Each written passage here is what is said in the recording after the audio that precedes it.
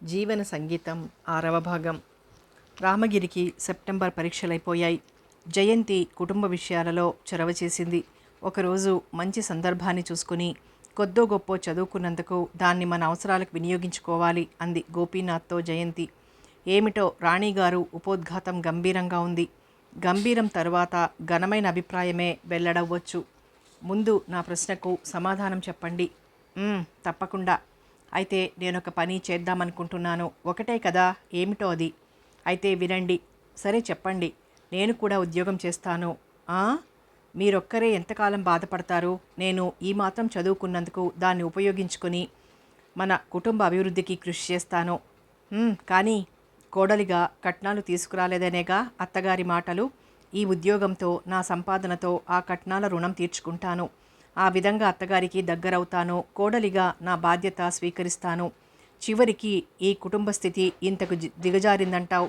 నీ చేత ఉద్యోగం చేయించి ఈ కుటుంబ సమస్యల్ని పరిష్కరించాల్సి వచ్చిందా అన్నాడు బాధ రోషాలతో గోపీనాథ్. ఆ సంకుచిత స్వభావాన్ని విడనాడండి. స్త్రీ అయితే మాత్రం కుటుంబ సభ్యురాలు కాదా? ఆ కుటుంబ అభివృద్ధిని కాంక్షించదా? ఆమెకు శక్తి లేదా? ప్రపంచం ఆధునికంగా ఎంత ముందుకు పోతుందో మీకు తెలియంది కాదు. స్త్రీ అబలని ఆక్షేపించటం మీ వంటి విఘ్నులకు తగదు. ఎవరి అభివృద్ధి కోసం వాళ్ళు కష్టపడక తప్పదు. మన ఆర్థిక పరిస్థితులను ఎదుర్కొనేది మనమే అన్న సంగతి మర్చిపోకండి. మీరొక్కరూ ఈ భావాన్ని మోయటం, ఇంతమంది బాధ్యతను విస్మరించి కూర్చోవటంతోనే ఈ విషమ సమస్యలు ఎదురవుతున్నాయి. స్త్రీ అయినా పురుషుడైనా బాధ్యతను మర్చిపోరాదు. కోడలిగా నాకు బాధ్యత ఉంది. దేశంలో ఎంతమంది ఉద్యోగాలు చేయటం లేదు. అందుకని నిన్ను ఆఫీసులకి పంపలేను. అదే పొరపాటు. అవసరమైతే ఆడది అబలే కాదు, సబల కూడా అవుతుంది. ఆడది ఘోషాగా బ్రతకాలని మీ అభిప్రాయమై ఉండొచ్చు. భార్య ఆఫీసులకు వెళ్ళటం మీకు ఇష్టం లేకపోవచ్చు. కానీ మనం మన సమస్యలని పరిష్కరించుకోవాలి కదా. మీరెంతని కష్టపడతారు? అవతల జలజ, వసుంధరలు పెళ్లికెదుగుతున్నారు. మన చుట్టూ సమస్యలు. స్త్రీ పురుష భేదం లేకుండా వీటిని ఎదిరించాలి. మనం ఆర్థికంగా చాలా వెనుకబడి ఉన్నాం. మన ఇండ్లలో స్త్రీలు బయటకు వెళ్ళటం సహించరు. అందుకని కూలిపోతున్న ఇంట్లో చూస్తూ కూర్చోవటం వివేకవంతులు చేయాల్సిన పని కాదు కదా. ఈ మీనమేషాలు లెక్క పెడితే మన సమస్యలు పరిష్కరింపబడతాయి. కుటుంబ ఆర్థిక విధానంలో ముందుకు పోవటానికి స్త్రీలు కూడా ఉద్యోగాలు చేయాలి. మన దేశం ఈ విషయంలో చాలా వెనుకబడింది. ఒక్క పురుషుడు సంపాదిస్తుంటే మిగిలిన కుటుంబ సభ్యులంతా ఆ ఆదాయాన్ని అనుభవిస్తారు. అక్కడే ఈ ఇబ్బందులు కలుగుతున్నాయి. అతని భార్య కూడా ఏదో విధంగా ఎంతో కొంత సంపాదిస్తే వేడి నీళ్లకు చన్నీళ్లలా ఉపకరించును కదా. కష్టించి పనిచేయడానికి స్త్రీ అయినా సిగ్గుపడాల్సింది లేదు. నీతి నియమాలకు కట్టుబడినంత వరకు స్త్రీ కష్టించినా పర్వాలేదు అంది జయంతి. మన కుటుంబాలు అంతవరకు ఆలోచించవు. కోరి అగౌరవాన్ని తెచ్చుకొని దుఃఖించటం నాకు ఇష్టం లేదు. ఈ కుటుంబం ఇలా నాశనమైనా పర్వాలేదు, కానీ నువ్వు ఉద్యోగం చేయటం నేను సహించను అన్నాడు గోపీనాథ్. ఎవరో అనుకుంటున్నారని మనకెదురవుతున్న సమస్యల్ని పరిష్కరించుకోకుండా అనుభవిస్తామా? మన పతనాన్ని మనమే కోరుతున్నామా? అపాయం నుండి పశువైనా బయటపడాలనుకుంటుంది. ఆ అనుకునేవాళ్ళు మనకు సాయపడతారా? మీరు కూడా ఈ లోకానికి భయపడటం బాగుండలేదు. భార్యాభర్తలిద్దరూ కష్టపడి పనిచేయాలి. కుటుంబ అభివృద్ధికి పాటుపడాలి అంది జయంతి. మీ నాన్న నిన్ను నాకిచ్చి చేసింది ఉద్యోగాలు చేయించడానికి కాదు, పెళ్లి చేసుకున్నందుకు. పెళ్ళానికి అన్నం పెట్టలేక ఉద్యోగంలోకి పంపాడు అన్న ఆ కీర్తి నేను సహించను. జయ, నీకేం తెలియదు. నువ్వు ఈ సమస్యల్ని పరిష్కరించలేవు. ఎవరి కర్మలకు ఎవరు కర్తలు? అది మెట్ట వేదాంతం. పోనీ మాగాణి వేదాంతం చెప్పు. చూడండి, అధిక లాభాల కోసమే కదా స్థిరమైన భూమితో పాల్వాయని దాల్వాయని 2 పంటలు పండిస్తున్నారు. అలాగే మన కుటుంబం కూడా స్థిరమని అనుకుంటే భార్యాభర్తలు పాల్వా దాళ్వాలు. మన ఉన్నతికి మనమే కష్టపడాలి. ఇకపోతే కూతురు ఉద్యోగం చేయటం తెలివి తక్కువ తల్లిదండ్రులకి అసంతృప్తిగానే ఉంటుంది. అల్లుణ్ణి హేళనగాను మాట్లాడవచ్చు. తెలివైన వాడైతే అర్థం చేసుకుని వాళ్ళు చేసిన పనికి మెచ్చుకుంటాడు. భార్యా బిడ్డల్ని వదిలి జవాన్ యుద్ధరంగంలోనికి ఎందుకు వెళ్తున్నాడు?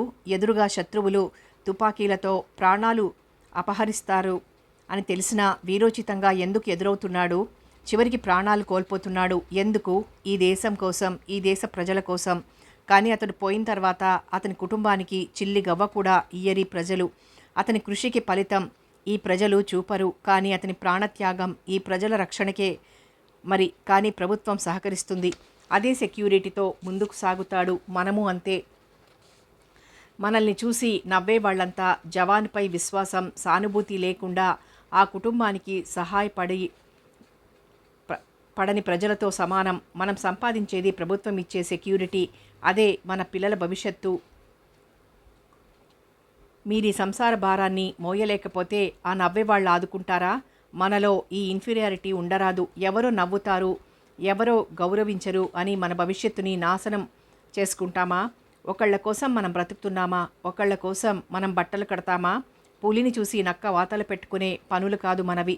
మనం కష్టపడేది మన సుఖం కోసం, మన భవిష్యత్తు కోసం, మన వారి కోసం, మన శరీర రక్షణ కోసం, మానం కోసం బట్టలు కడుతున్నాం. ఈ మధ్యతరగతి కుటుంబాలు అందుకే రోజురోజుకు అభివృద్ధిలో దిగజారిపోతున్నాయి. ఎవరో నవ్వుతారనో, ఎవరో ఏదో అనుకుంటున్నారనో అన్న సంశయంతోనే ప్రతి పనిలోనూ జాప్యం, అసలు చేయకపోవటం కూడా జరుగుతున్నాయి. చదువు లేని వాళ్ళు చూడండి, చదువు లేదని బాధపడిన రోజల్లా భార్యతో కలిసి కష్టిస్తున్నారు. ఇద్దరూ కలిసి సంపాదిస్తున్నారు. ఎవరి కోసం? వాళ్ళ సంసారం కోసం, వాళ్ళ పిల్లల భవిష్యత్తు కోసం. వాళ్ళు చేసే పనులకు వాళ్లకు చిన్నతనం లేదు. వాళ్ళు ఎందుకు చేస్తున్నారో వాళ్లకు తెలుసు. భార్య ఉద్యోగం చేయటం వలన భర్త సిగ్గుపడాల్సిందేం లేదు. మనకు పుట్టబోయే వాళ్ళ గురించైనా మనం జాగ్రత్త పడాలి కదా. అందుకని ఉద్యోగం చేస్తానంటావు. ప్రస్తుతం అందుకు కాదు, మన ఆర్థిక పరిస్థితిని మెరుగు చేసుకోవటానికి. చూడండి, మీరు ఇన్ని సంవత్సరాల నుండి ఏమైనా వెనకేశారా? వచ్చింది వచ్చినట్లుగా సరిపోవటం లేదు. అప్పులేమో పెరిగిపోతున్నాయి.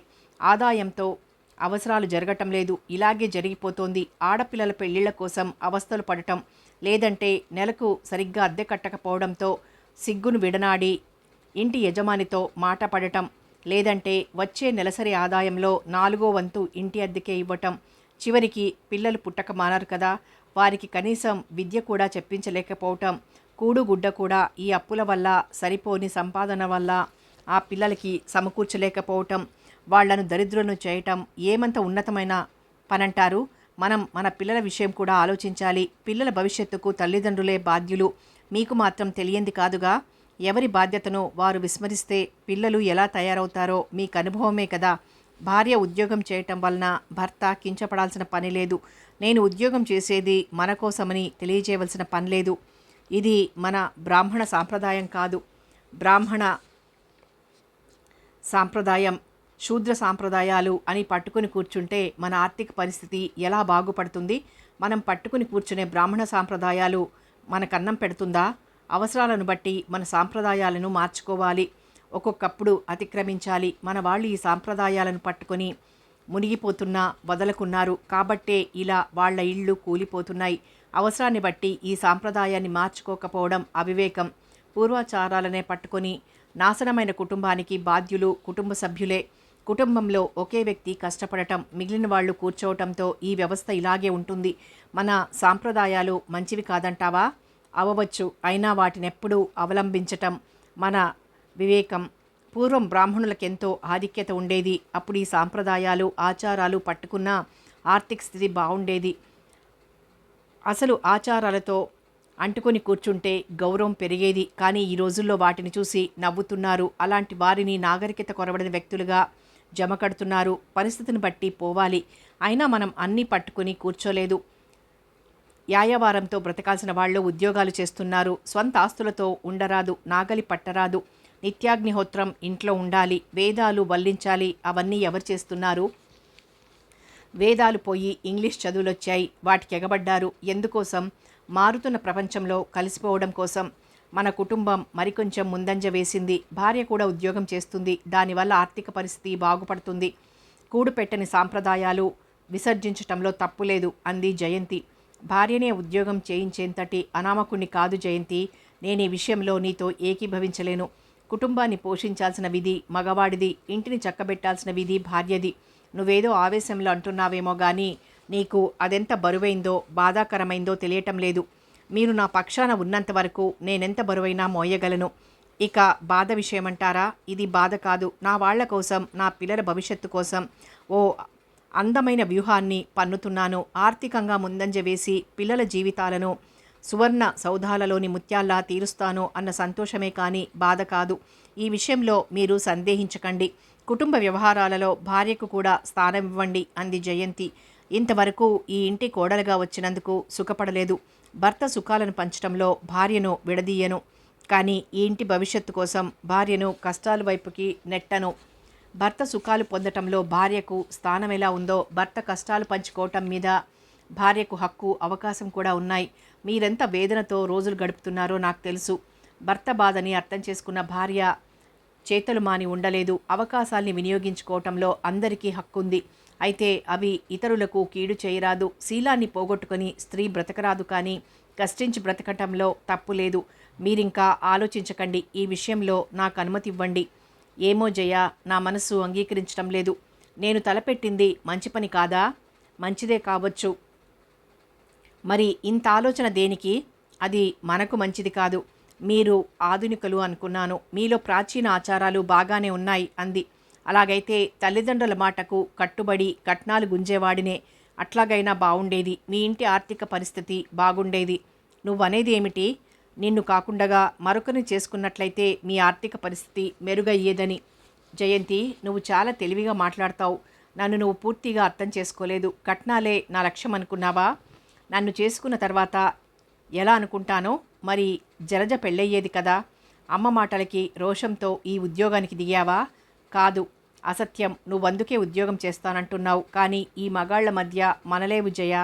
ముమ్మాటికి మీ అమ్మగారి మాటల వల్ల కాదు ఈ నిర్ణయానికి వచ్చింది. మనిషిగా ఆలోచించాను. మగువగా నా స్థితిని తెలుసుకున్నాను. కోడలిగా ఈ ఇంట్లో బాధ్యతని నెమరవేసుకున్నాను.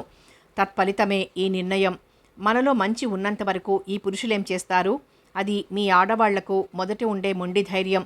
కాలం మిమ్మల్ని దాసుల్ని చేస్తుంది. ప్రతి వాళ్ళు నీలానే ఉద్యోగాలలోకి తొలిసారిగా వచ్చేటప్పుడు ఇలాగే అంటారు. ఆఫీసులలో పనిచేసే స్త్రీలంటే ఈ సమాజానికి గౌరవం లేదు. అసలు మన సమాజానికి ఎప్పుడూ స్త్రీ అంటే గౌరవం లేదు. భర్త ప్రేమానురాగాలకి దూరమై విలపిస్తున్న స్త్రీని ఆదరిస్తుందా ఈ సమాజం? వరకట్నాలు, కన్యల జీవితాలను దుర్భర అంధకారం చేస్తున్న ఈ సమాజం వెలుగు చూపుతోందా? మదాంధకారులై ఈ పురుషులు దౌర్జన్యంగా స్త్రీ మానాలని అపహరిస్తుంటే ఈ సమాజం వాళ్ళని శిక్షిస్తోందా? రోడ్డు మీద తలవంచుకుపోయే స్త్రీలను రౌడీ ముక్కలు పరిహసిస్తుంటే, వాళ్లను కబళిస్తుంటే రక్షిస్తోందా? సుఖాలకు దూరమై జీవితం దుర్భరమై ఆదుకునే వాళ్ళు లేక అలమటిస్తున్న స్త్రీల పాలిట పశ్చాత్తాపపడమన్నా పడుతోందా చివరికి? ఇటువంటి సమాజ గౌరవాన్ని కాంక్షించి ఈ ఉద్యోగాలు చెయ్యరు స్త్రీలు. వాళ్ళ ఆర్థిక పరిస్థితుల కోసం చేస్తున్నారు. లోకం గౌరవించకపోయినా బాధపడరు. తమ సర్వస్వమైన భర్త హృదయంలో తమపై పవిత్ర భావం లేకపోతే వ్యధాసాగరంలో కృంగిపోతుంది. ఆమె అభివృద్ధి కాంక్షవాన ముక్కలైపోతుంది. జీవితం భారమైపోతుంది. బ్రతకటం వ్యర్థమనుకుంటుంది. చావు ఆమె జీవితానికి ఆనందమని భావిస్తుంది. ఆత్మహత్యకైనా వెనుకాడదు. శీలవతి అంటే మీ అభిప్రాయం? ఊహించు. నేటి ఉద్యోగం చేస్తున్న స్త్రీలు శీలవతులు కారనా మీ భావన? శీలవతులే ఆత్మహత్యలు చేసుకోవచ్చు. వాళ్ల మనస్తత్వం అతి తేలికైనది. భర్త అనుమానించినంత మాత్రాన నిందతో చచ్చిపోవటం అవివేకం. నిజాన్ని నిరూపించి మూఢుడైన భర్త కళ్ళు తెరిపించాలి. స్త్రీలంతా శీలవతులు అవను. పురుషులంతా దుష్టులని, స్త్రీలను కామదృష్టితో చూస్తారని అనను. అటూ ఉంటారు, ఇటూ ఉంటారు. అందరినీ ఒకే దృష్టితో చూడరాదు. నా మీద నమ్మకం లేదన్నమాట అంది బాధగా జయంతి. గోపీనాథ్ నవ్వాడు. భర్తలు తొందరగా భార్యల్ని నమ్మరు అన్నాడు నవ్వుతూనే గోపీనాథ్. నేను చెప్పింది ఇష్టం లేక ఈ విధంగా అంటారా అంది ఉక్రోషంతో. జయంతి మీరింత సంకుచిత స్వభావులు అనుకోలేదు అంది. కళ్ళల్లో నీళ్లు తిరిగాయి జయంతికి. ఒక్కసారిగా నవ్వేసి, జయ, నా అభిప్రాయమే వేరు. ఏదో ఊహించుకొని ఇంత బాధపడ్డావే. ఆఫీస్లో ఎంతమంది, ఎన్ని రకాల వాళ్ళని ఎదుర్కోవాలి? రోడ్డు వెంట ఎన్ని మాటలు వినాలి? ఎలాగైనా స్త్రీలు, బేలలు, అబలలు. దుష్టుడైన దుర్యోధనుడు కూడా ద్రౌపదిని అబలగా ఎంచే అవమానించాడు. ఆ మగువ అవమానాగ్నికి నూరుగురు బలవటమే కాక కురువృద్ధులు 18 అక్షౌహిణిల సైన్యం సమిధల్లా మాడిపోయారు. ఆ యుగానికి ఈ యుగానికి చాలా భేదముందని నువ్వే చెప్పావు కదా. ఆ యుగంలో స్త్రీలు ఎంతో ఘోషగా ఉన్నారు. అందుకే వాళ్ళు శక్తివంతులయ్యారు. ఇప్పుడు స్త్రీలు చదువు కోసం, ఉద్యోగం కోసం, చివరికి పరిపాలనలో పదవుల కోసం వీధుల్లో పడ్డారు. వాళ్ళ శక్తి తగ్గింది. అందుకనే ఈ రోజుల్లో దుష్టులు బాగా ఉన్నారు. అవినీతే జయిస్తోంది. నీతి గుడ్డి వెలుగులో దాక్కుంటోంది.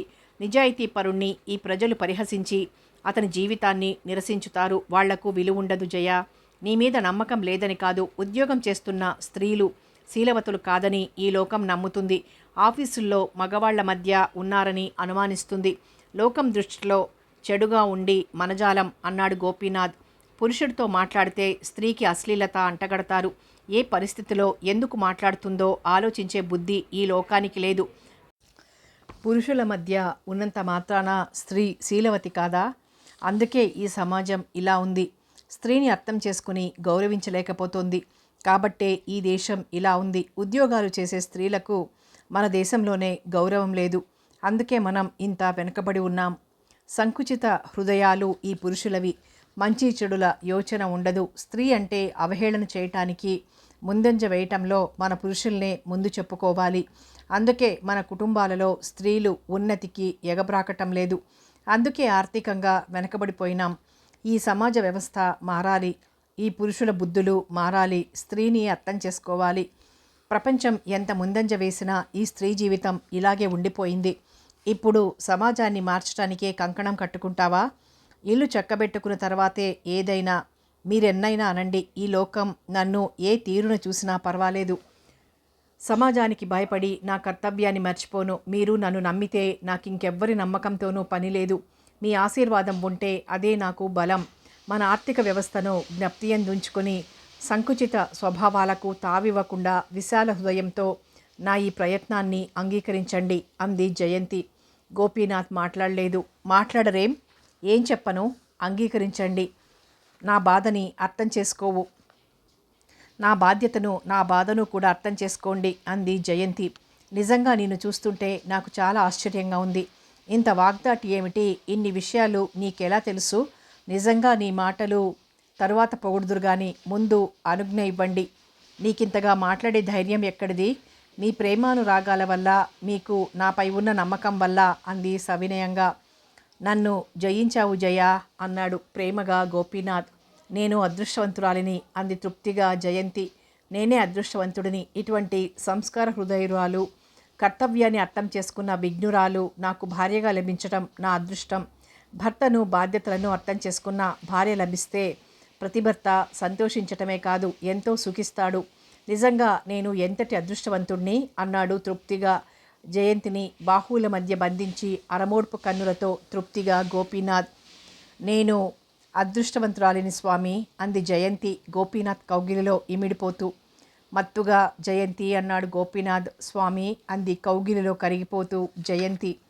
కామేశ్వరి ఓ నెల రోజులుండి వెళ్ళిపోయింది. వెళ్ళిపోయేటప్పుడు జయంతి ప్రోద్బలంతోనే గోపీనాథ్ బట్టలు తీసుకొచ్చాడు. అత్తగారి చేత పెట్టించింది జయంతి. సీతారామమ్మ తన అలవాటు ప్రకారం గోపీనాథ్కు తెలియకుండా కూతురికి బట్టలతో పాటు కామేశ్వరి పిల్లలకి బట్టలు కుట్టించి ఓ 25 రూపాయలు అప్పు చేసి కూతురు చేతిలో పెట్టింది.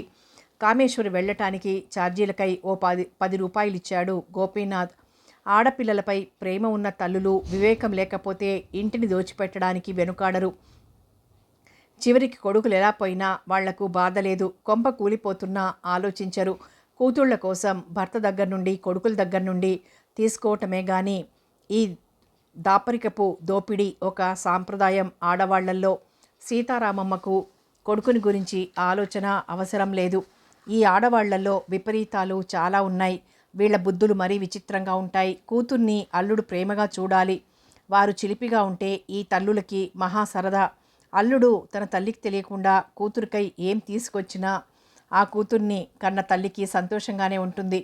అల్లుడు తన తల్లిని కాదని కూతురు విషయంలో ఓ పాలు ఎక్కువగా ఉన్నా బాధ అనిపించదు. అల్లుడే కనుక తల్లి మాట విన్నా, తల్లితో సమానంగా భార్యను చూసినా ఈ కూతుళ్లను కన్న తల్లులు సహించలేరు.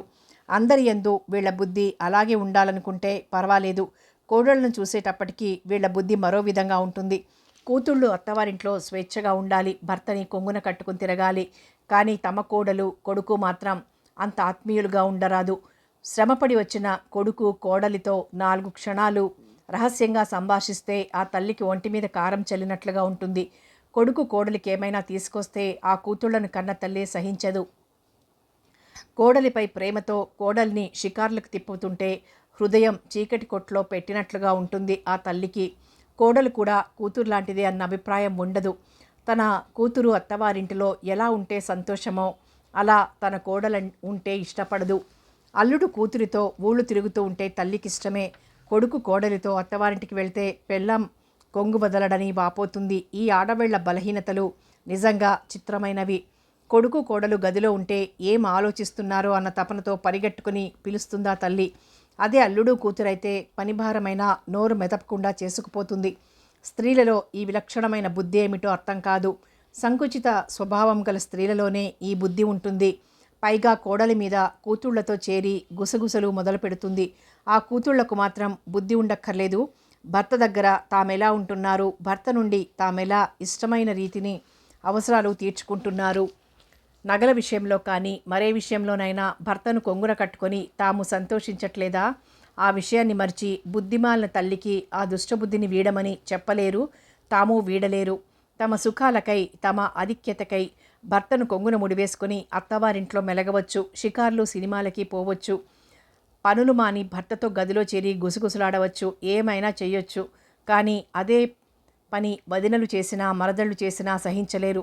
ఎవరైతే మాత్రం తన భర్త తన వాడవ్వాలని ఉండదు, నిజంగా సహృదయురాలు సంస్కారవంతురాలు అయిన స్త్రీ వదిలిని మరదలిని సమానంగా తనలాంటి వాళ్ళేనని భావించి వాటినో పెద్ద సమస్యలుగానే కాదు అసలు పట్టించుకోదు. ఒకవేళ తల్లి ఏ సందర్భంలోనైనా వదిన లేక మరదళ్ల విషయం ఈ విధమైన సమస్యల మీద ఎత్తితే మెత్తగా బుద్ధి చెప్తుంది. స్త్రీకి అసూయ ఎక్కువ. స్త్రీలు అసూయ పడటం మంచిదేమో. స్త్రీకి అసూయకు అసలు అవినాభావ సంబంధం ఉంది. అందుకే ఇలా విలక్షణంగా ఉంటాయి వీళ్ళ భావాలు. వయసు మళ్ళుతున్న కొంతమంది స్త్రీలలో వాళ్ళ బుద్ధులు జాడ్యాలే వేరు. కూతుళ్లపై మమకారం ఉండవచ్చు, కానీ మమకారం కోసం కొడుకుని అప్పుల గుంటలోకి తోసైనా కూతుళ్లకు దోచిపెట్టరాదు. కూతుళ్ళు అత్తవారింట్లో ఉండాల్సిన వాళ్ళు పుట్టింట్లో సంవత్సరానికో నెల రోజులు ఉండేవారు, మరి కొంచెం ఎక్కువే ఉండేను. కోడలు కాపురానికి వచ్చిన దగ్గర నుండి అత్తమామలు ఆమెను తమ కూతుర్లా చూసుకోవాలి. కానీ ఈ అత్తళ్ళు కోడళ్లను నిరసించి కూతుళ్ళని మాత్రం వెనకేసుకొస్తారు. అల్లుడు విఘ్నుడైతే తన భార్యని సరిదిద్దుతాడు. ముసలితనంలో తమని చూసేదెవరు అన్న విషయం స్త్రీలకు అసలు తెలియదు. తెలియక కాదు, అదో రకమైన పొగరు. కూతుళ్లను చూసుకుని కోడలిపై విరుచుకుపడతారు. కూతుళ్ళు వీళ్ళని చూస్తారా? అల్లుడు నీతివంతుడైతే తన తల్లిని కాదని అత్తగారిని తెచ్చి తన ఇంట్లో పెడితే కూతుర్ని అత్తలతో కలిసి ఉండనియ్యదు. ప్రతి స్త్రీ ఇలాగే ఉంటుందా అంటే అది వేరు విషయం.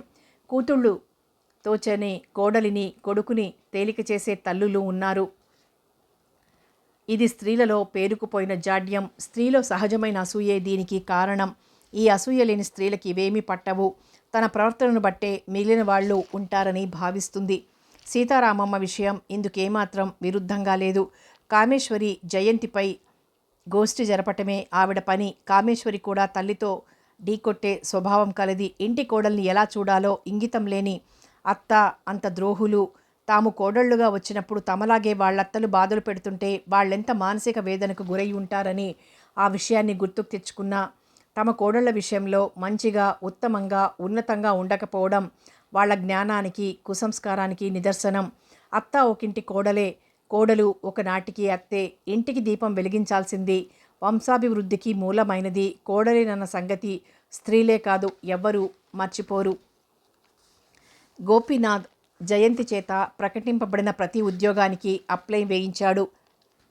సంక్రాంతి పండుగకు బ్రహ్మాజీ 50 రూపాయలు చెల్లికి పంపాడు. రామగిరి చదువులో అశ్రద్ధ వీడకపోవడంతో మళ్లీ తప్పాడు.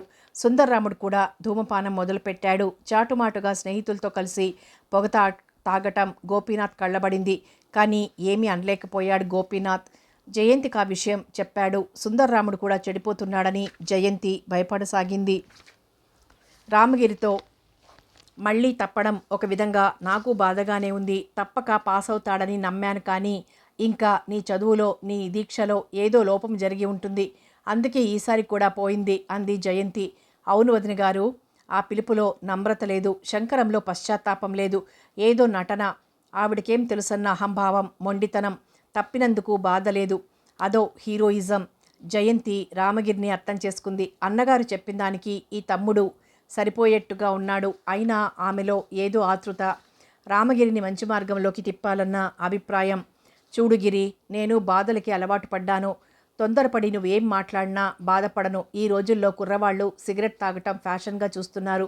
దానినే నాగరికత అనుకుంటున్నారు. చిన్న వయసులో సిగరెట్లు తాగటం చాలా ప్రమాదం, హృదయాన్ని బలహీనపరుస్తాయి. ఈ సిగరెట్ల వల్ల క్యాన్సర్ కూడా వస్తుందంటారు. అధికమైతే క్షయ తప్పదనుకో. ఏమైనా స్నేహాల వల్ల కొన్ని చెడులు కూడా మనకు ప్రాప్తిస్తాయి. తప్పదు. పార్టీలు షికార్లకు వెళ్తే మనకిష్టం లేనివి అనేకం రుచి చూడాల్సి ఉంటుంది. నువ్వు పొగ తాగుతున్నావని అనను. నీకు మాత్రం మన స్థితి తెలియదా? అన్నయ్య ఒక్కడి సంపాదనతో ఈ కుటుంబం ఎలా పోషింపబడుతుందన్న యోచన నీ బోటి వాళ్లకు ఉండదా?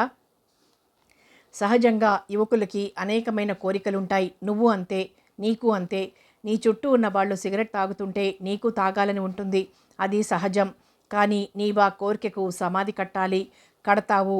మన ఆర్థిక స్థితి వల్ల నువ్వు ఈ సిగరెట్లకు అలవాటు పడవనే నా నమ్మకం. అయినా అది ఆరోగ్యానికి కూడా మంచిది కాదు. ఇదంతా నువ్వు సిగరెట్లు తాగుతున్నావని చెప్పటం లేదు. నువ్వు నీ స్నేహితులతో తిరుగుతున్నా ఈ నీచమైన సిగరెట్లు తాగటానికి అలవాటు పడలేదన్న సంతోషంతో, దానివల్ల వచ్చే నష్టాన్ని కూడా చెప్తున్నాను. సరే గాని మళ్ళీ మార్చికి ట్రై చేయరాదు అంది జయంతి. మొన్ననే అన్నయ్య డబ్బు ఇవ్వనన్నాడు. అవును మరి, ఆలోచించు. ఆయన మాత్రం ఊరికే అంటారా? మన కుటుంబ ఆదాయం చాలా తక్కువ, నీకు మాత్రం తెలియదా? మా అన్నయ్య నాకు 50 రూపాయలు పంపాడు, నీకు తెలియంది కాదుగా, అవి తీసుకో. నీ డబ్బా అన్నాడు రామగిరి. నీది నాది అన్న భావనే నాకు లేందే నీకెందుకు? మన దగ్గరున్న డబ్బు మన కోసం, మన అభివృద్ధి కోసం ఉపయోగించుకుందాం. నువ్వు చదివి పాస్ అవటం కన్నా నాకేం కావాలి అంది జయంతి. మరి అన్నయ్య ఏమన్నా అంటారనా? అనేవారైతే ఉంగరం విషయంలోనే అనేవారు. ఇంకా మీ అన్నయ్యను అర్థం చేసుకోలేదా? పోనీ ఇక నుంచైనా అర్థం చేసుకో. ఇదిగో అంటూ 50 రూపాయలు చేతిలో పెట్టింది జయంతి. మారు మాట్లాడకుండా తీసుకున్నాడు రామగిరి. నీ త్యాగాలు అధికమైపోతున్నాయి. తమ ఆశీర్వాదం. అన్నీ బాగానే ఉన్నాయి, కానీ నాకో వింతైన కోర్కె 2 రోజుల నుండి కలుగుతోంది జయ. ఏమిటది? ప్రేమగా జయంతిని దగ్గరకు తీసుకుని చెక్కిలిపై చిటిక వేశాడు. చెప్పరేం? ఏమిటో హృదయంలో నుండి బయటపడటం లేదు అంటూ జయంతిని బాహువుల మధ్య బంధించాడు. అయితే బయట పడేంత వరకు నన్ను వదలండి బాబు, చేతులు నొప్పి పుడుతున్నాయి. అసలు నీలో ఇమిడిపోదామని ఉంది. అప్పుడు గాని నాకు సంతృప్తి లేదు. కానీ ఎలా సాధ్యం అంటూ మరీ బంధనం అధికం చేశాడు. నేను మనిషినండి. అవును, అందుకే అందులో అర్ధాంగివి. అబ్బా, దాహంగా ఉంది, మంచినీళ్ళు తాగొస్తాను. అమ్మ దొంగ, విడిచిపెడతాననుకున్నావా? చూడు జయ, నాదో చిన్న కోరిక. చెప్పండి. అది నీ చేతుల్లో ఉంది. నువ్వు అంటే నాకు లభ్యమవుతుంది. మీ ప్రయత్నం లేకుండానా? కోర్స్. అయినా సస్పెన్స్తో చంపకండి. చెప్పండి. చెప్పనా? అయితే అంటూ గట్టిగా ఆమెను దగ్గరకు లాక్కున్నాడు. బా, ఇదా? కాదు. మరి చెప్తారా? నన్ను విడిచిపెడతారా? చెప్పిన తర్వాత నువ్వే విడిచిపెట్టవేమో. ఆహా, అదా? అందుకని ముందు మీరు విడిచిపెట్టారా? అని మళ్ళీ జయంతి చెక్కిలిని చుంబించాడు గోపీనాథ్. అన్నట్లు మర్చిపోయాను, పొయ్యిలో నిప్పు చలాచరాలేదు అంది ఇబ్బందిగా ముఖం చిట్లించి జయంతి. అన్నట్లు లేదు, అక్కట్లు లేదు. నీ ఎత్తు నాకు తెలియదా? నిజం అంటూ బయటికి వెళ్ళింది. గది విడిచి అప్పుడే గబగబా వెడుతున్న వసుంధరని ఆపి, వసుంధర, నువ్వు చాలా చిన్న పిల్లవి. ఇంకో ఇంటికి వెళ్లాల్సిన దానివి. గోడచాటున ఉండి వినే బుద్ధులు ముసలివాళ్లకు, అవి నీకు పనికిరావు.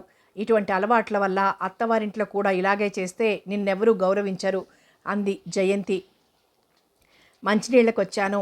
అక్కడే ఉన్నాయిగా. మాట్లాడలేదు. ఎక్కడెలా ఉన్నా సరిపోతుంది. అత్తవారింట్లో కానీ మన అలవాట్లలోని పొరపాట్లు కనపడవు. ఆడపిల్లను పెంచటంలో శ్రద్ధ వహించాలి. మనం వాళ్లకు మంచి నేర్పాలి. కానీ గోడల పక్కన ఉండి అవతలి వాళ్ల మాటలు వినమనరాదు అంది అత్తగారికి తగిలేటట్లు జయంతి. వంటింట్లోకి వెళ్ళి వచ్చి గది తలుపులు గడియపెట్టి, చూసారా వసుంధరేం చేసిందో అంది జయంతి. చూడలేదు కానీ విన్నాను. అలా ఆడపిల్లను పెంచితే పుట్టినింటికి గౌరవం ఉంటుందా? ఎవరి కర్మ వారిది. నిన్నెవరు పెంచారని ఇలా తయారయ్యావు? అంటే నేను అధికంగా ఏమైనా హద్దు దాటానా? అబ్బే, ఏం లేదు కానీ ఇలా రా. మీరు అంతకన్నా పట్టించుకోరు. విసిగిపోయాను. మీరింటి సమయాలు పూర్తిగా వదిలేశారు కాబట్టి ఇలా తయారయ్యారు. అవన్నీ ఇప్పుడెందుకులే. ఇదిగో జయ, నా కోరిక చెప్పనే లేదు. చెప్పండి. బిస్కెట్లు తీసుకురావాలని కోరికగా ఉంది. ఇంకా ఏమన్నా తీసుకురావాలని కూడా ఉందా? చాక్లెట్లు ఇంకా? అబ్బా ఏమిటో అసలు తలుచుకుంటేనే చాలా ఇదిగా ఉంది. ఏమిటో ఆ ఇది నీకు అర్థం కాలా? తల అడ్డంగా తిప్పుతోంది జయంతి. అబ్బా ఈ మాత్రం కూడా అర్థం కాలేదా? నాకేం తెలియటం లేదు అంది. జయంతికి గోపీనాథ్ బాధ అర్థమైంది, కానీ తెలియనట్లు నటించసాగింది. మరి ఎలా ఇప్పుడు? గోపీనాథ్ ప్రశ్నకి ఏం చెప్పాలో ఎలా చెప్పాలో తెలియలేదు. మనకో బొద్దుగా ఉండే బాబు ఉంటే ఎలా ఉంటుంది అన్నాడు చివరికి గోపీనాథ్. అదేనా? నీకు తెలుసు కానీ నా చేత చెప్పించాలని నీ అభిప్రాయం. ఆ విషయం సూటిగా చెప్పలేరా? ఏమిటో సిగ్గు. ఆ మాట తలుచుకుంటేనే హృదయం ఉద్వేగంతో కొట్టుకుంటోంది, మనసు తహతహలాడుతోంది. మగవాళ్లకు సిగ్గే. ఇటువంటివి తొలిసారిగా మాట్లాడటం మరి సిగ్గు కదూ. నాకు తొలిసారేగా. నన్నెలా అడిగారు? సరే గాని ముందు ఈ విషయం చెప్పు. రోజల్లా శ్రమపడి ఇంటికొస్తే ఆటలాడే పిల్లవాడిని చూస్తే తండ్రి హృదయం ఆనందిస్తుంది. తన శ్రమంతా ఆ పిల్లవాడిని చేతుల్లోకి తీసుకొని మర్చిపోతాడు. ఏం జయ? నాకు ఇష్టమే. అదోలా ముఖం పెట్టింది జయంతి. కాదులే, ఆమె ముఖంలో ప్రదర్శితమవుతున్న అందాన్ని, అర్థం కాని భావాన్ని తని తీరా చూస్తున్నాడు గోపీనాథ్. నేనొక విషయం చెప్తాను, వింటారా? ప్రియురాలు చెప్పటం ఈ దాసుడు వినకపోవటమా? అయితే నిబ్బరంగా ఉంటారా? అంత కలవరపెట్టే విషయమా? ఆలోచించే శక్తి నాకిప్పుడు లేదు. అయినా చెప్తానంటావు, నన్ను అర్థం చేసుకుంటారా? అది ఏనాడో జరిగిపోయిన విషయం. అయినా భార్య కాదు ప్రియురాలి మాటలు ఎంతో తీపి. రాణిగారి విన్నపమైతే విన్నవించుకోండి. ఈ దాసుడి దగ్గర భయపడాల్సిన పనిలేదు. నిన్నెప్పుడూ అర్థం చేసుకున్నాను అంటూ జయంతిని ప్రేమతో కౌగులించుకున్నాడు. మనం కొన్నాళ్లపాటు సంతాన వాంఛకు దూరంగా ఉందాం అంది జరుగుతూనే జయంతి. ఒక్కసారిగా జయంతి అంటూ చేతుల మధ్య ఉన్న జయంతిని వదిలిపెట్టాడు. మనసులో ఏదో పెద్ద కలవరం. హృదయవీణ అపశృతి పలికినట్లు గగురుపాటు. గుండె ఉద్వేగంగా కొట్టుకుంది గోపీనాథ్కి. జయంతి, ఆడదానివి నువ్వా ఈ మాటలనేది? కర్తవ్యాన్ని స్త్రీ గ్రహించినంత తొందరగా పురుషుడు అర్థం చేసుకోడు. జయంతి, మీరు ఆవేశపడకండి. మాతృత్వ వాంఛ స్త్రీ ఎన్నటికీ విముఖత్వం చూపదు. అందుకనేనా ఇలా మాట్లాడుతున్నావు? మన పరిస్థితులను బట్టి నడుచుకోవాలి. అవును, అందుకే నీ మీదున్న అభిమానంతో నువ్వు ఉద్యోగం కూడా చేయటానికి అంగీకరించాను. కానీ ఈ విషయంలో నీతో ఏకీభవించలేను. ఆలోచించండి. ఆ అవసరం లేదు. ఈ కుటుంబ నియంత్రణ జబ్బు నీకు పట్టిందనుకోలేదు. ఎంత మహాపాపం! పాపం పుణ్యం ఏమిటండి? పోనీ నీ చెప్పేది వింటారా? వినను. నీ మాటల్లో మత్తుంది. ఏదో విధంగా నా అంగీకారం పొందుతావు. విన్నంత మాత్రాన అంగీకరించాలా? అది నీలో ఉన్న గొప్పదనం. నువ్వు చెబితే విషయం మంచిగా తోస్తుంది. అయితే వినొచ్చుగా. జయ, నేను వినలేదు. ఈ మహాపాపానికి అంగీకరించను. మాతృత్వం వాంచలేని స్త్రీ ఉంటుందా? ఉండదు. అయితే బిడ్డల మీద స్త్రీ కంటే పురుషులకి ఎక్కువ ప్రేమ ఉంటుందా? ఉండదు. అయితే నేనెందుకు ఈ వాంఛను వాయిదా వేస్తున్నానో అర్థం చేసుకోండి. ప్రస్తుతం సమస్యలని ఎదిరించడానికి ఎన్ని సంవత్సరాలు పడుతుందో మనకు తెలియదు. మనకు పిల్లలు కూడా పుట్టారనుకోండి, మళ్ళీ వాళ్ల కోసమై కొత్త సమస్యలు ఎదురవుతాయి. ఉన్న సమస్యలు ఎదిరించడానికే చాలా కష్టాలు ఎదిరించాలి కదా. పూర్తిగా కాదుగా ఈ సంతాన వాంఛను వాయిదా వేసేది. మనం ఈ విషయంలో చేసే కృషంతా వృధా. మరో సంవత్సరం లోపలనైనా మనకు సంతానం కలగక మానదు. 2 సంవత్సరాలలో ఓ కొత్త మెంబరు ఉద్భవిస్తుంటే మన సమస్యలు ఎలా పరిష్కరింపబడతాయి? మనం సంపాదించే వయస్సు, ఓపిక అయిపోయేంత వరకు పుడుతూ ఉంటే ఎలా? 4-5 సంవత్సరాలు మనం సంతాన వాంఛకు దూరంగా ఉంటే కొంతవరకు మన సమస్యలు పరిష్కరింపబడతాయి అంది నిశ్చితాభిప్రాయంతో జయంతి. కావాలంటే వచ్చి, వద్దంటే ఆగిపోవటం మన చేతుల్లో పనా? ఈ రోజుల్లో అన్నీ మన చేతుల్లోనే ఉన్నాయి. మన అభివృద్ధి మన చేతుల్లో ఉంది. పెళ్లి కాగానే ఈ పిల్లలు పుట్టడం వలన ఒక విధంగా మనకి సంసారంపై ఇష్టత పోతుంది. చిన్నతనంలోనే నీరసం ఆవరిస్తుంది. పిల్లల మీద ఏదో తెలియని కోపం, వాళ్ళు ఆడుకుంటుంటే ఆర్థిక స్థితిలో లోపం వలన తెలియని ఆవేశం, చివరికి నిర్జీవంగా రోజులు గడపాలి. మీరు ఆలోచిస్తే మీకు తెలియని విషయం కాదు. మనకు వయస్సు ముందుంది. 4 సంవత్సరాలు పిల్లల్ని కనకుండా ఉండటం వలన మనకు మునిగిపోయిందేమీ లేదు. ఇంకా పాపం పుణ్యం అంటారా? ముందిక్కడ దరిద్రంతో చేస్తుంటే పాపపుణ్యాలతో జీవితాలను ముడివేసుకుని కూర్చుంటే ఎలా? ప్రతి వాళ్ళు మీలాగే ఆలోచిస్తే అసలే పెరిగిపోయిందా మన దేశంలోని జనాభా? ఇంకా పెరుగుతుంది. ప్రభుత్వాన్ని దుయ్యబట్టటమే గాని వాళ్ళు మాత్రం ఏం చేయగలరు? పెరుగుతున్న జనాభా ఏ దేశాలు వెనకబట్టడానికి కారణం? ఒక్కనాటికి ఉద్యోగాలు దొరకవు. ఆహార కొరత, దోపిడీలు, అత్యాచారాలు ఒకదాని తర్వాత మరొకటి తలెత్తుతాయి. చివరికంతా సర్వనాశనం. పాపం దేశభక్తి చాలా ఉంది జయ నీకు. అది దేశభక్తిలా పైకి కనపడిన మన సౌభాగ్యపు జీవితానికి ముఖ్యమైంది సుమండి. ప్రభుత్వం ఈ విషయంలో చొరవ తీసుకుంటుంది కాబట్టి ప్రభుత్వం స్వార్థంతో చేస్తోంది అనుకుంటాం. ఈ పుట్టకలు 4 సంవత్సరాలు వాయిదా వేయటంలో కొత్తగా పెళ్ళైన వారికి కనీసం 2 పిల్లలు తగ్గుతారు. ఆ సమయంలో వాళ్ళ ఆర్థిక పరిస్థితులు మెరుగుపరచవచ్చు. ఆ కుటుంబ సమస్యలు పరిష్కరించుకోవచ్చు. వాళ్ళ ఆరోగ్యాలకు కూడా చాలా మంచిది. ఈ పుట్టుకలు వాయిదాలు వెయ్యాలని స్త్రీకి వివాహపు వయస్సు చట్టబద్ధంగా 20 సంవత్సరాలు చేశారు అంది జయంతి. ఎన్నైనా చెప్పు జయ, మీరు అర్థం చేసుకోండి, అర్థం చేసుకోవటానికి ప్రయత్నించండి. ఈ పరిస్థితిలో పిల్లలు మనకు కలిగారనుకోండి, వాళ్లను సంతోషపరచగలమా? తీరికగా వాళ్ళ ఆటపాటలలో మనం పాలు పంచుకోగలమా? ఎన్నటికీ అలా జరగదు. వెనక నుండి మన సమస్యలు మనని తరుముతూ ఉంటాయి. వాటిని ఎదిరించడానికే మన కాలాన్ని వినియోగిస్తాం. వీళ్లను సరిగ్గా చూడలేము. ప్రభుత్వం సూచించిన ఈ పుట్టుకల వాయిదా మన బోటి వాళ్లకు, ఆర్థికంగా వెనకబడి సౌభాగ్యం కోసం కృషి చేసే వాళ్లకు, అభివృద్ధిని కాంక్షించే వాళ్లకు ఎంతో ఉపయుక్తమైన సూచన. ఈ విధానం వలన మన కుటుంబం సౌభాగ్యమే కాదు చూసుకునేది, దేశ సౌభాగ్యాన్ని కూడా చూసిన వాళ్ళమవుతాం అంది జయంతి. మన సాంప్రదాయాలకి ఎంత విరుద్ధం అన్నాడు గోపీనాథ్. కొన్ని మనము అతిక్రమించటం లేదు. మీ పేరు చివరన రావు ఉంది. నిజంగా అది వైదికులకు ఉండవలసిందా? శాస్త్రియనో శర్మనో ఉంటుంది, కానీ రావు అది మీరెందుకు పెట్టుకుంటారు?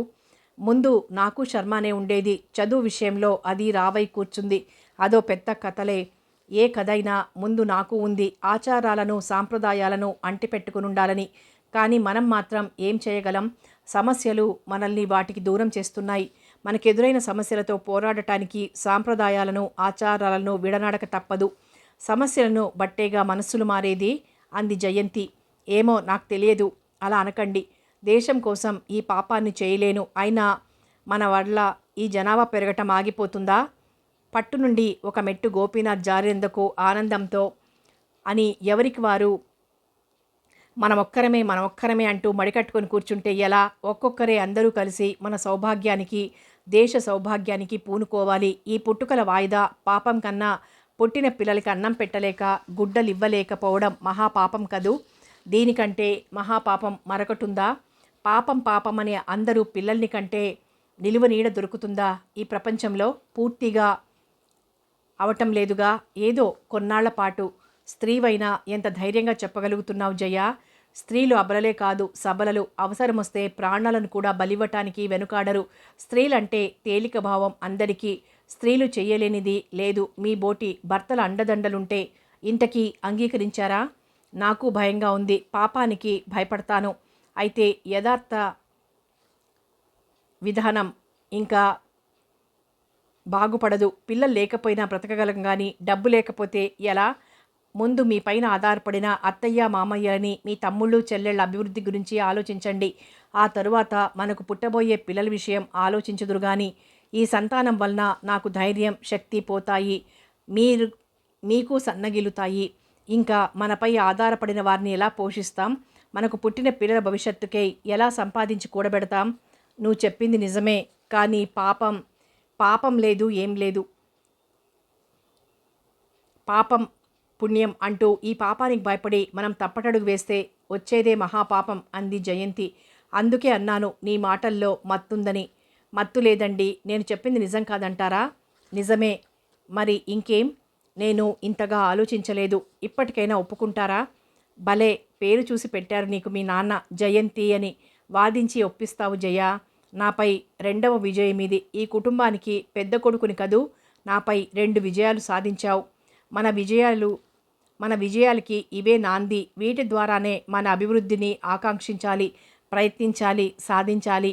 నీలా ఆలోచించలేకపోతున్నాను. నువ్వు చెప్పిన తర్వాత క్రమంగా అన్నీ తెలుస్తున్నాయి. కరుణేష్ మంత్రి అని భార్యని అన్నందుకు నువ్వు నిజంగా నిరూపిస్తున్నావు. తప్పక విజయం సాధిస్తావు. కోడలిగా నీ ఉన్నతిని ప్రదర్శించావు. ఈ కుటుంబాన్ని నిలబెడతావు. నేను ఎంత అదృష్టవంతుణ్ణి. నువ్వు నా భార్యవే కాదు, నన్ను నడిపించే మంత్రివి అన్నాడు. జయంతి అర్థం చేసుకున్న గోపీనాథ్, నేను అదృష్టవంతురాలిని కాదు నేను నేనే. ఇద్దరు నవ్వుకున్నారు. మనం అంది జయంతి.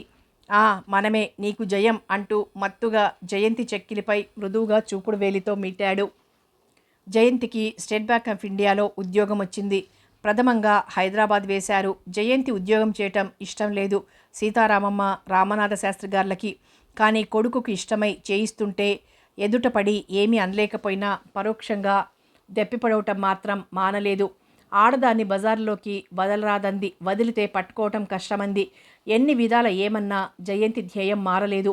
కొంతకాలం వాళ్ల మధ్య ఎడబంధం తప్పలేదు. గోపీనాథ్, జయంతి తమకు కలిగిన ఎడబాటుకు బాధపడ్డారు. ప్రయత్నించి విజయవాడకు ట్రాన్స్ఫర్ చేయించుకోవాలనుకున్నాడు గోపీనాథ్. జయంతి కూడా అదే నిర్ణయం మీద హైదరాబాద్ వెళ్ళటానికి నిశ్చయించుకుంది. గోపీనాథ్ జయంతిని హైదరాబాద్లో దిగవిడిచాడు. బ్రహ్మాజీ చెల్లి తను ఉండటానికై సౌకర్యాలు గల ఇల్లు తీసుకున్నాడు.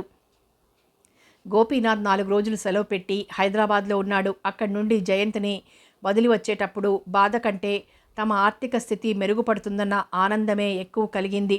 జయంతి మీద ప్రేమానురాగాల కంటే అభిమానం ఎక్కువ పాలైంది గోపీనాథ్కి. జయంతికి ఉద్యోగం రావటంతో కొండెక్కినంత ధైర్యం వచ్చింది గోపీనాథ్కి. తన గమ్యాన్ని చేరుకోగలను అన్న ధైర్యం ఏర్పడింది జయంతికి. ఒకరోజు మంచి ముహూర్తం చూసుకుని సణుగుడు మొదలుపెట్టింది సీతారామమ్మ. గోపీనాథ్ భోజనం చేస్తున్నాడు. రామగిరి ఇంట్లోనే ఉన్నాడు. కోడలొస్తే అత్తలకి సుఖమన్నారు. కొడుకుల్ని కన్నందుకు నా జీవితం ఈ చాకిరీలతోనే తెల్లారుతోంది. చస్తున్నాను చేయలేక. ఈ రోజుల్లో కోడళ్ళు ఎగిరి పడుతున్నారు. ఏం మిడిసిపాటో ఏమో. ఎక్కడన్నా ఉన్నాయా ఈ విడ్డూరాలు? ఉద్యోగం అంటూ మొగుణ్ణి వదిలి ఊళ్ళేళ్తున్నారు. అయ్యో ఎంత విడ్డూరం. కొడుకు తనవాడు కాకపోయినప్పుడు ఏడ్చి మాత్రం ఏం లాభం? నడుము నొప్పితో చస్తున్నాను. ఆ రామిగాడికి పెళ్ళన్నా చేస్తే కోడలొస్తుంది. నాకు ఈ కష్టాలు పోతాయేమో అంటూ దీర్ఘాలు మొదలుపెట్టింది సీతారామమ్మ. గోపీనాథ్ అవేమీ పట్టించుకోలేదు. భోజనం ముగించుకుని గదిలోకి వెళ్ళిపోయాడు. ముసలితనంలో మనుమలతోనూ మనమరాండ్రతోనూ ఆడుకోవాలనుంటుంది. వాళ్లతో కాలక్షేపం చేయాలనుంటుంది. ఆ యోగ్యతే మనకు లేదు, ఆ అదృష్టమే లేదు మనకి అన్నాడు రామనాథ శాస్త్రి. బుద్ధుల్ని బట్టే భగవంతుడు పిల్లల్ని ప్రసాదిస్తాడు. దానికి ఎంతసేపు ఉద్యోగం, ఊళ్ళు పట్టుకొని తిరగాలనుంది. అందుకే అది గొడ్డుమోతుదిలా ఉంది. రంగు బయటపడిందండి బాబు. అందుకే ఈ సంబంధం వద్దన్నాను. దాని బుద్ధి ముందే గ్రహించాను. దానికి పిల్లలు పుట్టరండి. మన పెద్దాడికి పిల్లలుండరు. మన వంశం ఇంతేనా? పెళ్ళై ఏడాదైనా ఇంతవరకు కోడలు అనలేదు, అనలేదు. ఇంకా పిల్లలు ఎలా పుడతారు? సుబ్బమ్మ కొడుక్కి మన వాడి తర్వాతనే కదండి పెళ్ళైంది. అప్పుడే మనవడు పుట్టాడు. ఇలా పెళ్ళైన వాళ్ళకల్లా పిల్లలు పుడుతుంటే ఇదేం కర్మ? భగవంతుడు క్షమిస్తాడటండి. బ్రాహ్మణులము అన్న అభిప్రాయం వదిలి బజార్ల వెంట ఉద్యోగాలకు ఎగబడితే దేవుడు క్షమిస్తాడా? అది గొడ్డుమోతుదైంది. వాడికెక్కడ దాపురించిందో ఆ దయ్యం అంటోంది సీతారామమ్మ. జయంతిని అంటుంటే సహించలేకపోయాడు గోపీనాథ్. విసురుగా వంటింట్లోకి అడుగుపెట్టి మీ సంసారం కోసం తన మాతృత్వాన్ని వాయిదా వేసుకుంది. జయ, మీరనుకున్నట్లుగా గొడ్డుమోతుది కాదు. దాన్ని అర్థం చేసుకోలేని మీరు మనుషులేనా అని రెవ్వున ఆఫీస్కి వెళ్ళిపోయాడు గోపీనాథ్. ఏమిటండి వాడిక అహంకారం? నీ పోలికే తగలడ్డట్లుంది. ఏమిటటా అన్నాడు నవ్వుతూ. ఈ తర్కానికైతే ఉన్నారు. వాడలా అంటుంటే నోరు మూసుకుని కూర్చుంటారేం? నన్నేం చేయమంటావే? నే చెప్పాలా అని మళ్ళీ తనే మాతృ ఏదో అన్నాడు. ఏమిటండి వాడు అంది. నాకేం తెలియదు. ఏం తెలుసు? తినటం. తిని వెళ్ళండి అంటూ రామగిరి దగ్గరికి వచ్చింది. ఏమిట్రా వాడు మాతృ అన్నాడు అంది సీతారామమ్మ. రామగిరి నవ్వుతూ పిల్లలు పుట్టకుండగా కుటుంబ నియంత్రణను అమలు చేస్తోందనుకుంటా. అయ్యో అయ్యో, అదేం పనిరా అంది ఆవేదనగా. అదే మంచి పని అని అన్నయ్య చెప్పి వెళ్ళాడుగా. చదువుకున్న సచ్చినాడివి, తెలిసేట్టు చెప్పరా? పెళ్ళి అవగానే పిల్లలు పుట్టకుండా ఉండటానికి ప్రభుత్వం అనేక ఉపాయాలు కనిపెట్టింది. దేశ జనాభా పెరగకుండా ఉండటానికి ప్రభుత్వం అలా చేసింది. వదినగారు దాన్ని అమలుపరిచింది అన్నాడు హేళనగా నవ్వుతూ. నవ్వుతావేమిట్రా? అయ్యయ్యో ఏవండోయ్, కొంప మునిగిందండి. ఏడుకొండలవాడ, వెంకటరమణ, ఆపద్బాంధవ ఎటువంటి పనులు చేస్తున్నారు ఈ రోజుల్లో? పిల్లలు పుట్టకుండా ఉండాలని వెధవ పనులు చేస్తున్నారా? అయ్యో అయ్యో, ఎంత అపచారం. బ్రాహ్మణీకం మట్టి కొట్టుకుపోయింది, అయిపోయింది, బ్రాహ్మణుల పని అయిపోయింది. కాకపోతే ఇవేం బుద్ధులు, ఎటువంటి ఘోరం, అయ్యో అయ్యో వ్వా అంటూ చెంపలేసుకుంటూ రామనాథ శాస్త్రి దగ్గర చేరింది సీతారామమ్మ. విన్నారా ఈ వింత? ఏమిటి? నిదానంగా అన్నాడు రామనాథ శాస్త్రి. నిదానంగా ఏమిటి అంటారేమిటండి, అవతల కొంపలు అంటుకుంటున్నాయి. కొంపలే, పరశురామ ప్రీతే. ఒరే గిరి, బిందెడు నీళ్లతో ఆ తాటాకు వసారా తడపరా, ఈ మధ్య వేసవికాలం, చెమటలు, ఎండలు మార్చేస్తున్నాయి అంటూ గబగబా భోజనం ముగించారు రామనాథ శాస్త్రి. కథ కొనసాగుతుంది.